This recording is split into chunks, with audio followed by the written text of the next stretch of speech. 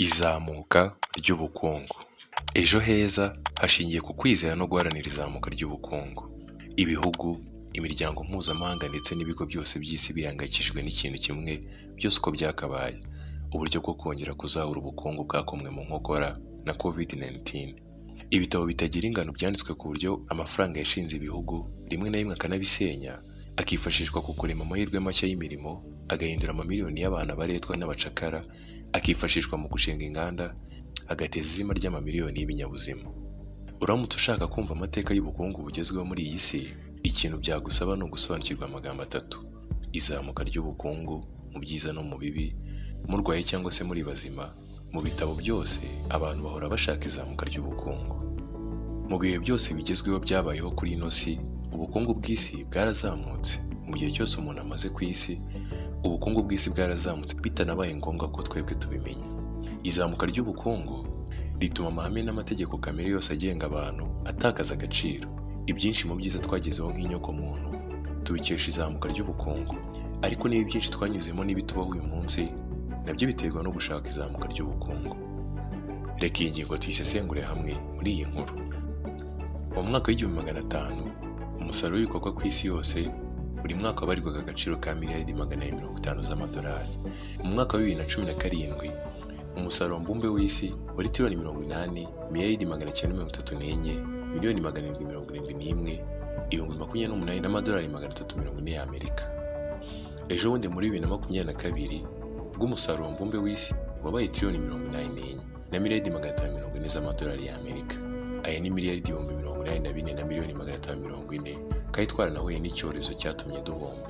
Impuzandengo y'amafaranga umuntu yinjizaga mu mwaka w'1500 ku isi yose yari amadolari 550 buri mwaka. Uyu munsi babara ko buri wese muri twe yinjiza cyangwa se agakora akazi gafite agaciro k'amadolari 8,800 buri mwaka. Ni hafi miliyoni 9 z'amanyarwanda. Ibi ntabwo bivuze ko buri wese ayinjiza mu mufuka we, ariko akazi akora ku mwaka wakabarira aka gaciro. Ni gute wasobanurira izamuka ry'ubukungu? Ingingo y'ubukungu biragoye kuyisobanukirwa neza, ariko kugira ngo byorohe, reka dufate urugero rw'uburyo imyenda dufata mu mabanki cyangwa ahandi ariho hose ishobora kubakirwaho igice kinini cy'ubukungu. Iyi nkuru ntabwo yabayeho, ni ishusho mpimbano y'ihererekanya ry'amafaranga. Reka tuyiterure ku mugabo witwa Sam Kapid, umushoramari w'umuhanga washinze banki yitwa Eldorado muri California.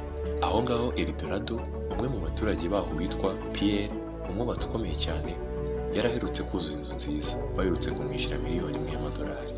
Ahita afata iyo miliyoni y'amadolari ayibitsa muri banki ya Bwana Kapid. Banki yari igishingwa. Ibi bivuze ko iyi banki yahise ibona miliyoni y'amadolari nk'imari shingiro, nk'amafaranga ya mbere ibitse. Muri icyo gihe hari umugore witwa Jean Brady, akaba inararibonye cyane mu guteka.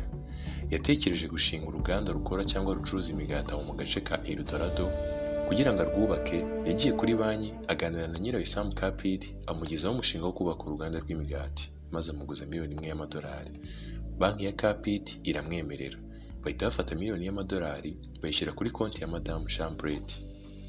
Madame Jean Brady akibona miliyoni y'amadolari yahise ahamagara wa mwubatsi Pierre, amuha akazi ko kumwubakira uruganda rw'imigati, akamwishyura miliyoni 1 y'amadolari.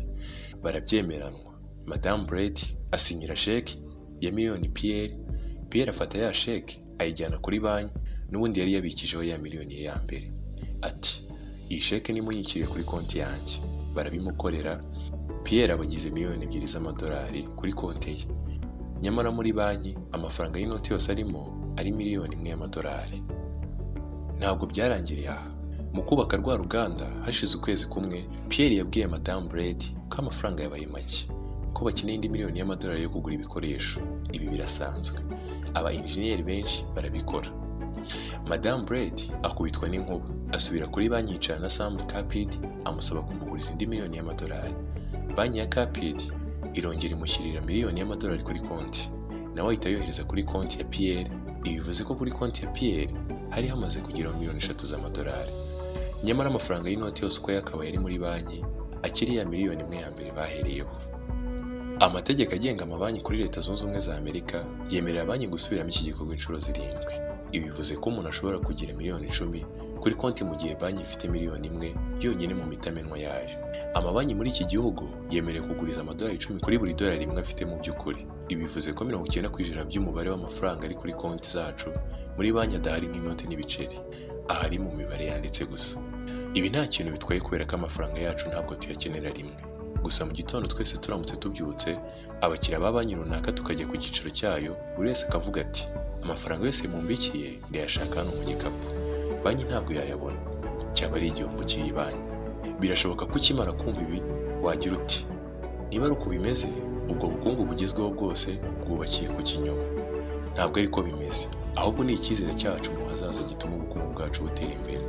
Kwizera ahazaza nirwo rufatiro rw'amafaranga yose ari ku isi. Iki cyizere nicyo gituma turya ku mafaranga tutarakorera. Ibi ni nabyo bita umwenda. Buri gihe ugujije amafaranga uba uhaye uwakugurije isezerano ry'uko mu minsi izaza uzabona amafaranga aruta ayo akugurije, yewe anaruta ayo ufite uwo munsi, ukamwishyura ukanasagura. Ni nko kumubwira ngo mpa ku mafaranga nzakorera mbe ndyaho. Iyo ugujije amafaranga yo kubaka uruganda rw'imigati, urwo ruganda ruba rutangiye gukorera amafaranga kandi rutarateka umugati n'umwe. Ariko amafaranga y'icyizere cy'imigati izatekwa muri urwo ruganda aba yatangiye kuribwa. Mu mutwe w'umushoramari haba harimo amatoni y'imigati izajya itekwa buri munsi yose ikarara iguzwe, hakavamo amafaranga yo kwishyura umwenda akanasagura. Kwizera ko ejo ari heza nibyo byateje imbere ubukungu bwacu, nyamara ntabwo ariko byari bimeze mbere. Ibi nibyo byaremye umwenda. Umwenda udufasha kubaka uyu munsi dukoresheje ejo hazaza. Wubakiye ku kwizera ku bukungu bwacu bw'ahazaza buzaba ari bwinshi kurusha ubwo dufite ubu. Ahagana mu myaka 2000 mbere ya Yesu, ntabwo abantu bizeraga ko ejo hazaza ari heza kurusha uyu munsi.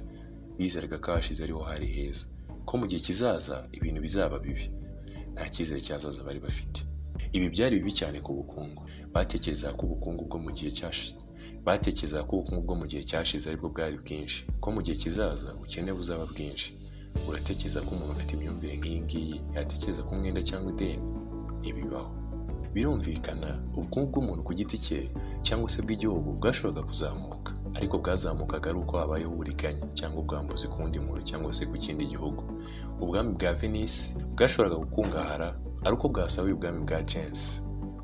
Umwami w'Ubwongereza yashoboraga gushyira ari uko yibye uw'Ubufaransa. Bivuze ko kugira ubutunzi bwinshi byabaga bisobanuye ko wabwambuye abandi. Ariyo mpamvu mu mico y'iki gihe bizeraga ko kuba umukire cyangwa se kugira ubutunzi bwinshi ari icyaha. Ndetse ndababwiye yuko icyoroshye ari uko ingamiya yanyura mu zuru ry'urushinge kuruta uko umutunzi yakwinjira mu bwami bwo mu ijuru. Aya ni amagambo musanga mu gitabo cya Bibiliya, Matayo igice cya 19 umurongo wa 24. Niba ubukungu butiyongera kandi njye nkaba ndi umutunzi, nuko ari ubutunzi bw'undi natwaye. Muri iki gihe abakire bagombaga guhora bicuza, bafata ku butunzi bwabo bagaha abakene. Uyu munsi kubera icyizere dufitiye ahazaza, ideni ryabaye ikintu cyoroshye. Kutaguza nicyo kibazo kurusha kuguza. Abakire benshi niyo nzira banyuzemo, ariko mu gihe cya kera n'igihugu bwacyo iyo cyashaka kubaka igisirikare gikomeye cyazamuraga imisoro n'amahoro. Kubera ko umwenda wasaga n'utabaho, abantu ntabwo bashobora kubona amafaranga yo gushora mu bikorwa bishya by'ubucuruzi. Uko utiyongera ku bikorwa bishya by'ubucuruzi n'ishoramari byatumaga ubukungu butazamuka. Ukutazamuka k'ubukungu kwatumaga abantu batekereza ko butazigera buzamuka, bityo ntihagire n'umwe utekereza ko ejo hashobora kuba heza. Kera kabaye haje kuza icyiswe impinduramatwara y'ubumenyi, revolution scientifique.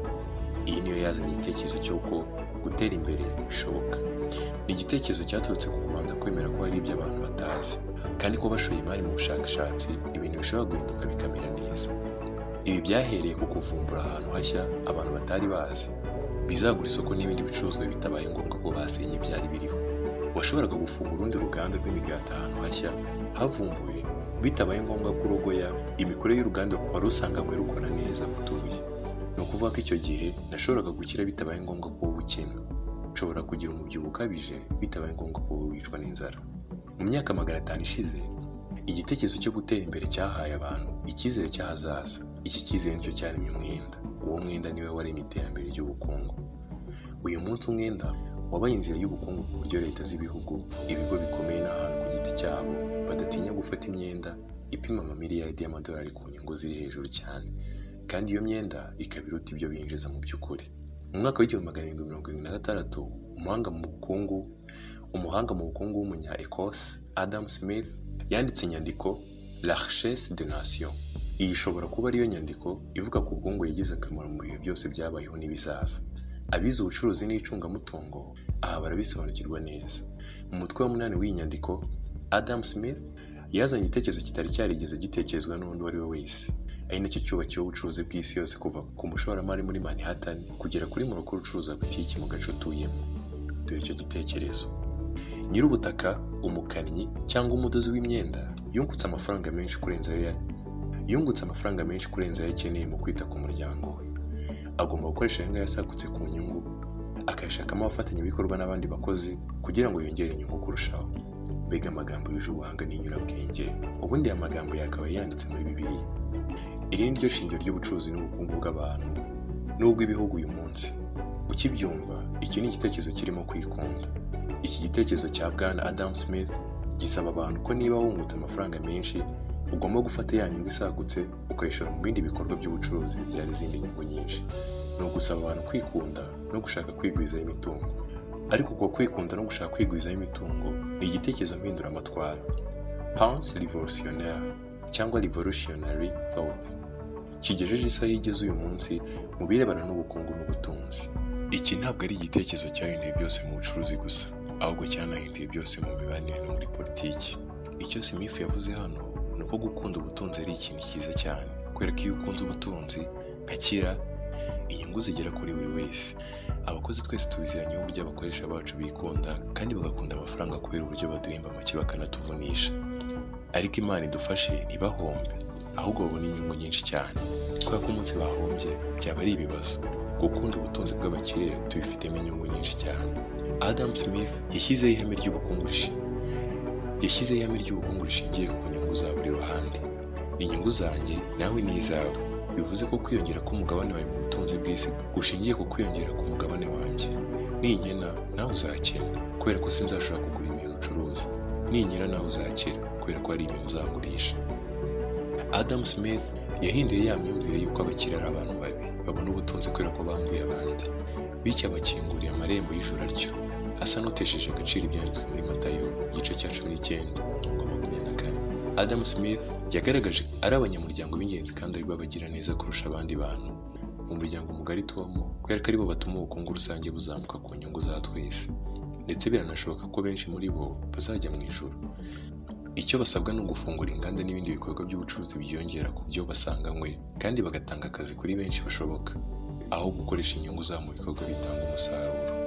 Niyo mpamvu Adam Smith yavuze ati agomba gukoresha aya ngaya yasagutse ku nyungu, akayashakamo abafatanyabikorwa n'abandi bakozi kugira ngo yongere inyungu kurushaho. Aho kuvuga ngo inyungu ze niziyongera azabika amafaranga ye mu bubiko bukomeye cyane, aho azajya yasobanura uko agiye kuyabara gusa. Urutirigongo rw'ubukungu bw'isi uyu munsi ni ugufata inyungu wakuye mu bushabitsi runaka ukayishora mu kwagura ibikorwa bibyara izindi nyungu, bikanahakaza abantu benshi. Ibikorwa bibyara inyungu bishobora kuba mu bikorwa byinshi: kwagura uruganda rwawe, gukora ubushakashatsi, gukora ibicuruzwa bishya n'ibindi. Iyi ni nayo mpamvu ubwoko bw'ubukungu bw'uyu munsi bwitwa capitalism. Capital isobanurwa nk'igishoro, amafaranga cyangwa se ubutunzi utangiza igikorwa cy'ubucuruzi runaka. Icyo gishoro cyangwa se capital uyikoresheje neza ikabyara inyungu, iyo nyungu uba ukwiye guhita uyikoramo ikindi gishoro cyangwa se indi capital, bigakomeza bityo n'igishoro cyisubiramo butarangira. Capitalism. Igishoro gitandukanye n'ubutunzi. Igishoro gihoraho mu bikorwa bibyara inyungu, mu gihe ubutunzi bwo buhishwa mu butaka cyangwa se ahandi hantu bahisha ibintu, cyangwa se bukanamarirwa mu bikorwa bidatanga umusaruro. Umwami wa Misiri ya kera ufashe ubutunzi bwe bwose akabwubakisha piramide idatanga umusaruro ntabwo yari umucuruzi cyangwa se umukapitalisite, ariko umukozi wo mu ruganda uhembwa udufaranga duke ariko agafata igice cy'utwo dufaranga akagikoresha mu isoko ry'imari n'imigabane, ni umucuruzi, ni umukapitalisite. Imwe mu mpamvu nyinshi zatumaga ubutunzi bwa kera butazamuka ni uko abakomeye b'icyo gihe bashakaga ubutunzi bwabo mu marushanwa, mu kwishimisha no mu ntambara, mu bikorwa by'ubutabazi no kubaka ibikorwa remezo by'akataraboneka ariko bidafite inyungu rusange. Byabaga ari nk'ibibumbano, iminara miremire n'ibindi. Bo batekerezaga cyane ku hahise. Abakire b'uyu munsi barimo ba perezida b'inama z'ubutegetsi mu bigo bikomeye, abanyenganda n'abacuruzi b'imari n'imigabane ni abakire cyane kurusha abatunzi n'abami mu myaka 700 ishize. Ariko ibirebana no kurya no kwishimisha nta ntabwo bibashishikaje cyane. Abami n'abatunzi ba kera bambaraga amakanzu atatse zahabu kandi bakamara igihe kinini mu bikorwa byo kwishimisha, mu gihe abayobozi bakuru n'abategetsi b'ibigo by'ubucuruzi bikomeye uyu munsi bo bambara impuzankano cyangwa se uniforme bita kositimu, kandi nta mwanya uhagije bafite wo gukora ibirori no kwishimisha. Ava mu nama y'akazi yinjira mu yindi, umunsi ukamubana muto, kandi hose aba ashaka aho yashora amafaranga yunguka. Aha ntabwo dushaka kuvuga ko umukire w'uyu munsi atambara Versace cyangwa se ngo atembere mu ndege ye bwite, ariko amafaranga atanga muri ibi ni make ukurikije ayo ashora mu bikorwa by'ubucuruzi bizamura andi mafaranga. Ibi nta nubwo bikorwa n'abakire gusa, na leta z'ibihugu nibyo zikora. Leta zihitamo kubaka ikiraro kizafasha abaturage kugeza umusaruro ku isoko kugira ngo babone amafaranga azakoreshwa ibindi bikorwa bibyara amafaranga menshi yo gusohora, aho kubaka umunara muremure uzatangarirwa ugahora wibuka iteka n'iteka. Uyu munsi muri iyi si igezweho ibintu byose bishingiye ku izamuka ry'ubukungu. Iyo ukize, waba uri igihugu cyangwa umuntu ku giti cye, ibintu byose kubibona biroroha: ubutabera, uburezi, ubwigenge yewe n'umunezero. Uzabaze umushoramari uburyo wubaka ubutabera buhamye muri Zimbabwe cyangwa muri Afghanistan. Icyo gihe ushobora kuzamara isaha yose urimo guhabwa isomo ry'uburyo kubaka inzego z'ishoramari zikora neza bishobora gufasha igihugu kubaka demokarasi hamwe. Mu bukungu, umutungo ufite akamaro karuta indi yose ni icyizere cy'uko hazaza ari heza. Kwemera ko ejo hazaza ari heza byonyine birahagije ngo ubukungu buzamuke. Ikibazo ni uko uwo mutungo wuzuye imburiganya. Leta z'ibihugu zonyine nizo zifite ubushobozi bwo gushyiraho amategeko, inkiko na gereza byo guhana abica amategeko. Adam Smith yigishije ko kugira ngo ubucuruzi bushoboke ari uko umudozi w'inkweto afata amafaranga y'inyungu akayakoresha mu gushaka abandi bakozi no gufungura andi mashami y'ahadodera kugira ngo inyungu ziyongere. Ukwikunda nibyo bizamura ubukungu. Ariko se bigenda bite iyo umudozi w'inkweto agwije ubutunzi kubera kwishyura abakozi be amafaranga make no kubongerera amasaha y'akazi? Igisubizo cyumvikana hano ni uko isoko ryo ubwaryo rizarinda aba bakozi. Uyu mukoresha nahemba amafaranga make kandi aba bakozi akabakoresha cyane, abakozi beza bazamuvaho bigire gukorera undi mukoresha. Uwo mukoresha mubi azisanga asigaranye abakozi babi ku buryo ashobora no kuzafunga imiryango. Ibi birumvikana nk'ibishoboka mu magambo, ariko mu bikorwa inshuro nyinshi byarananiranye. Ku isoko ryigenga 100% ritagengwa n'amategeko cyangwa se n'izindi nzego, abakoresha n'abacuruzi babi bakajya inama yo kumanura imishahara icyarimwe, abakozi bakabura amajyo bagahebera urwaje. Bishobora no kuba bibi cyane, abakoresha bagashyiraho uburyo buzitira abakozi ku buryo batazagera aho bajya, bikaba byanabavira mu bucakara. Dore uburyo iyo ubucuruzi budashyiriweho amategeko bushobora kubyara ibyaha ndengakamere bishobora kwica amamiliyoni y'abantu. Mu mpera z'umwaka w'1500 ubucakara bwasaga n'ubutazwi mu Burayi bwa gikristo bw'icyo gihe. Abatangije ubucakara bw'abirabura ntabwo bari abami b'abagome cyangwa se abazungu bangaga abirabura cyangwa se bagenderaga ku matwara y'ivangura ry'uruhu, ahubwo isoko no gushaka inyungu nyinshi nibyo byateye icuruzwa ry'abacakara. Abanyaburayi bakigarura Amerika muri 1892 batangije ibirombe bya zahabu n'andi mabuye y'agaciro, ndetse bahatangiza imirima y'ibisheke, ipamba n'itabi. Ibirombe n'iyi mirima nibyo byahise bihinduka izingiro ry'ubucuruzi bwambukiranya imipaka muri Amerika. Imirima y'ibisheke bivamo isukari iriho umutungo ukomeye cyane mu bucuruzi bw'icyo gihe. Muri icyo gihe isukari cyari ikintu cy'agaciro gakomeye kidapfa kubonwa n'uwo ari we wese. Abanyaburayi bayikoraga mu bihugu byo mu burasirazuba bwo hagati no muri Aziya ku giciro kitakwigonderwa n'ubonetse wese. Bayikoreshaga bashyira gake cyane nko kuminjira mu biribwa bikeneye uburyohe cyangwa se bakayivanga n'imiti ikozwe mu mavuta yakuwe mu nzoka. Nyamara abanyaburayi bakimara gutangira guhinga ibisheke muri Amerika, isukari nyinshi yatangiye kwinjira mu Burayi. Igiciro cyayo kiragabanuka, ubundi Uburayi bwuzuye ibiryohereye.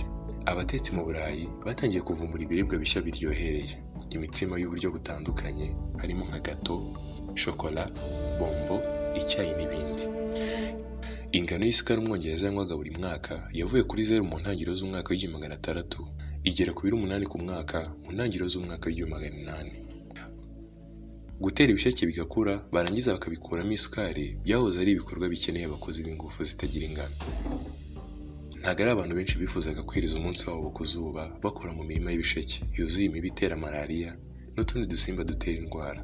Iyo bajya gukoresha abakozi bahembwa ntabwo bari kubona inyungu ihagije, kandi Uburayi ntabwo bwari kubona isukari ihagije. Kubera uburyo isoko ry'icyo gihe ryari riteye ndetse no kuba barashakaga inyungu y'umurengera, aba bahinzi bahisemo gukoresha abacakara b'Abanyafurika. Hagati y'ikinyejana cya 13 n'icya 19 Amerika yaguze abacakara b'Abanyafurika bakabaka miliyoni 10. 70% muri bo bari abo gutera, kubagara no gusarura ibisheke. Uburyo bakoraga nabwo bwari buteye ubwoba. Benshi bapfiraga muri iyo mirimo, bagakubitwa, bakicwa. Abandi babarirwa mu miliyoni bakagwa mu ntambara zo kubahiga muri Afurika, cyangwa se bakagwa no mu ngendo zibajyana muri Amerika.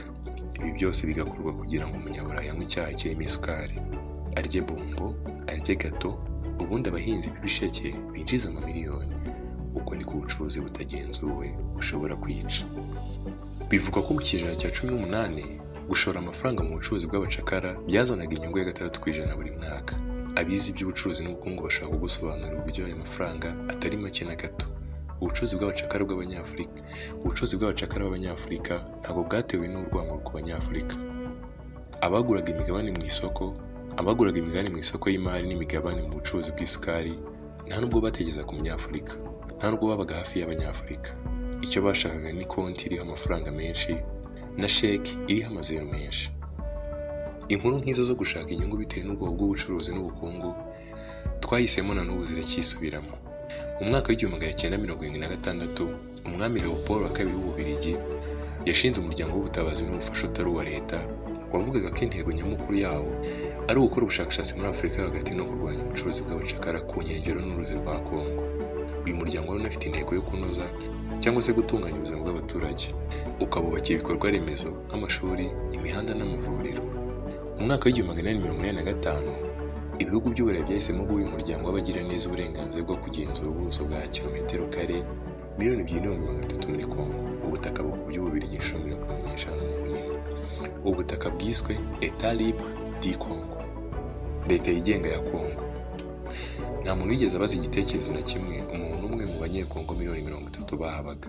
Bidatinze uyu muryango w'ubutabazi wahise uhinduka ikigo gikomeye cy'ubucuruzi gifite intego yo gushaka inyungu, wibagirwa bya bindi by'amashuri n'amavuriro. Ikibaya cya Kongo cyari gikungahaye ku birombe by'amabuye y'agaciro n'ibihingwa ngengabukungu byose byacungwaga n'abashoramari n'abacuruzi b'Ababiligi. Muri ibi bihingwa icyarushaga ibindi agaciro ni icyitwa igoma. Iki ni igiti bakomeretsa kikava amata batega, latex, bakayashyira mu kintu bakayakoramo imiti, imyambaro, matela, uturindantoki, udukingirizo, amapine n'ibindi. Iki cyabaye igihingwa cyinjiza amafaranga atagira ingano muri Kongo. Buri muturage ategekwa ingano ya igoma agomba kujya asarura buri munsi. Abategereje kuri iyo ngano bakicwa urubozo, bagacibwa bimwe mu bice by'umubiri nk'amaguru n'amaboko, bagafungwa. Hari nubwo bazaga bakica icyaro cyose kubera ko kitabonye igoma ihagije. Hagati y'umwaka w'1845 n'1908 bibarwa ko gushaka inyungu z'ubukungu n'amafaranga byishe Abanyekongo 60,000, 20% by'abaturage bose ba Kongo. Inyokomuntu n'ubukungu bw'isi bashobora gukora byose kugira ngo ubukungu buzamuke, kandi koko bukazamuka. Ariko ibi ntabwo bibuza ko benshi bakomeza kubaho mu nzara no mu bukene. Uyu munsi isi ifite ubutunzi bukubye inshuro magana, ubwo yari ifite mu mwaka w'500. Ariko abakozi benshi muri Afurika na Indonesia n'ahandi baracyajya mu buriri batariye kandi biriwe mu kazi. Gusa ubu ni bwo bwoko bw'ubukungu bwiza kurusha ubundi bwose buhari, niko batubwira.